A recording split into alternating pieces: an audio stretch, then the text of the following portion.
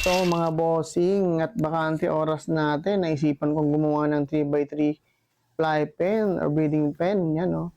Bakante kasi itong lugar na to at ginawan ko ng paraan para mas maganda tignan. Ayan, semento, halo-halo, patag-patag yan. Pinagbistayan ng buhangin ginamit ko para maging flooring nila.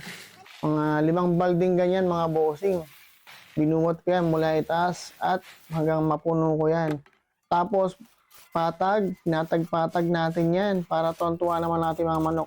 At kinuha natin yung malalaking bato para naman hindi sila masugatan. At sure naman hindi sila masusugatan. At ayan na nga, napakaganda siniksik natin. Ginamitan natin ng tubig, mga bossing.